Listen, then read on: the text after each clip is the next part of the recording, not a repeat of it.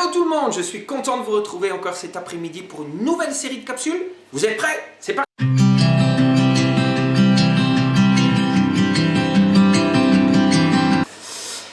Pour cette série de capsules, je voudrais me baser sur un texte dans Matthieu 4, verset 4 qui dit « Jésus répondit, il est écrit, l'homme ne vivra pas de pain seulement, mais de toute parole qui sort de la bouche de Dieu. » Et si nous prenons le contexte de cette parole, c'est Jésus qui est dans le désert, il est tenté par le diable, et le diable le tente en premier lieu sur ses besoins, sa nourriture, sur ce besoin physique qu'il a. Et ce que je voudrais dire, c'est que nous ne dépendons pas en premier lieu de nos besoins physiques, mais nous dépendons de sa parole. Et pour cette première capsule de cette série, je voudrais juste voir avec vous une chose qui nous montre ce que la parole de Dieu nous apporte. La première capsule, nous allons parler de la connaissance. La connaissance dans le sens de vivre la parole de Dieu. Jean 8, verset 31-32 dit « Si vous demeurez dans ma parole, vous êtes vraiment mes disciples. Vous connaîtrez la vérité et la vérité vous rendra libre. » Nous avons une responsabilité. Notre responsabilité est de demeurer dans la parole de Dieu. Comment est-ce que je demeure dans sa parole? Comment est-ce que sa parole demeure en moi? Simple, je la lis. C'est tellement simple, mais tellement peu de gens lisent leur Bible. Nous mettons notre Bible sur une table, ou nous mettons notre Bible sur la cheminée, mais la Bible n'est pas appelée à rester sur une table ou une cheminée. La Bible doit être dans notre cœur. Et si nous voulons que la Bible soit dans notre cœur, alors il nous faut la lire. Alors il nous faut la regarder. Alors il nous faut l'ouvrir et regarder et lire ce qu'il y a à l'intérieur. Si vous demeurez dans ma parole, vous êtes vraiment mes disciples. Demeurer veut dire rester, veut dire ne pas quitter. Ne pas quitter veut dire rester. Rester veut dire ne pas quitter. Et si je reste, si je ne quitte pas cette parole, c'est-à-dire que si j'accepte cette parole, si je fais de cette parole la source de ma vie, alors je demeure cette parole et je deviens disciple de Jésus. Et non seulement je deviens disciple de Jésus, mais je connaîtrai la vérité. Et la vérité dans la parole de Dieu n'est pas une idéologie. La vérité dans la parole de Dieu n'est pas un concept. La vérité dans la parole de Dieu est une personne. C'est Jésus. Jean 14, verset 6 nous dit « Jésus est le chemin, la vérité et la vie. » Donc si nous demeurons dans la parole, nous connaîtrons la vérité qui est Jésus. Et la vérité qui est Jésus nous rendra libres. Jésus veut nous rendre libres. Libres du péché, libres de la condamnation, libres du jugement. Libres de ce qui est en nous, de juger aussi les autres, de critiquer aussi les autres, de penser être meilleur que les autres. Romains 10, verset 8 dit « Que dit-elle donc? La parole est près de toi, dans ta bouche et dans ton cœur. Dans ta bouche et dans ton cœur. Or, c'est la parole de la foi que nous prêchons. » C'est important d'avoir la parole de Dieu dans notre bouche. Pourquoi? Parce que c'est de l'abondance du cœur que la bouche parle. Si la parole de Dieu est dans notre bouche, c'est qu'elle est dans notre cœur.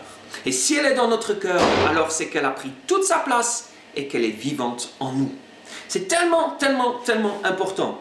Que dit-elle donc? La parole est près de toi, elle est avec toi, dans ta bouche et dans ton cœur. Ayons dans notre bouche la parole au lieu de la plainte et de la critique. Ayons dans notre bouche la parole de Dieu. Ayons dans notre bouche la vie. Ayons dans notre bouche la vérité qui est la parole de Dieu. C'est tellement important. Et la parole de Dieu va produire en nous quoi? La libération. La libération, c'est-à-dire que nous rentrons dans la paix avec Dieu. Alléluia, c'est tellement important.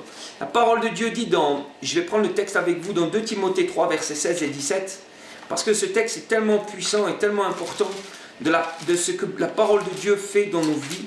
2 Timothée 3, versets 16 et 17, et si vous avez une Bible, vous pouvez la prendre avec moi.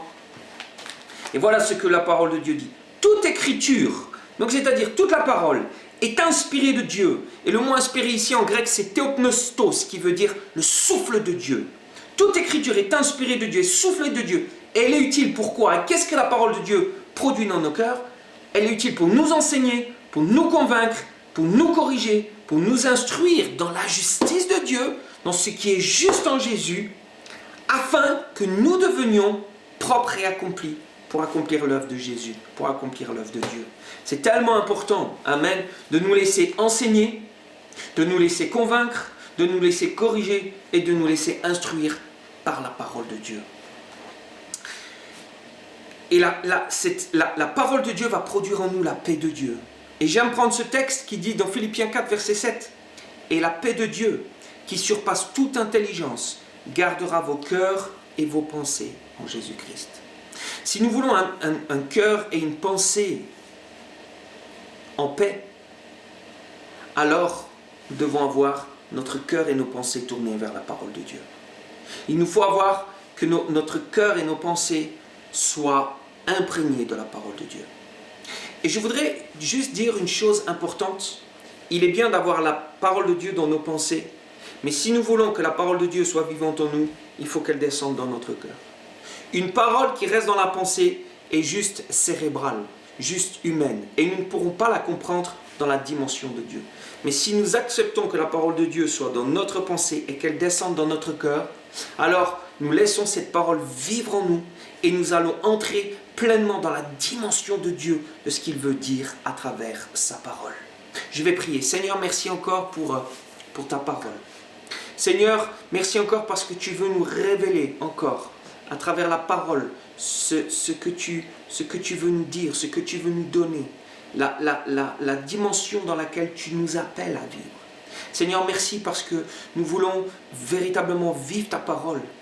Et nous savons que ta parole va nous amener dans cette paix extraordinaire, la paix, le shalom de Dieu qui nous libère totalement du péché et de la condamnation. Merci encore Seigneur de nous toucher. Saint-Esprit, tu es là et tu touches nos vies encore par ton esprit. Et je te remercie encore que tu bénisses la journée que tu as mis devant nous encore aujourd'hui et qu'elle puisse être encore au bénéfice de ta gloire, Père, dans le nom de Jésus. Vraiment, c'est cette première capsule, je vous encourage à cette première capsule, c'est sur la connaissance de véritablement vivre la parole de Dieu. Je vous retrouve pour la suite de cette série de capsules sur qu'est-ce que la parole de Dieu nous apporte. Soyez bénis.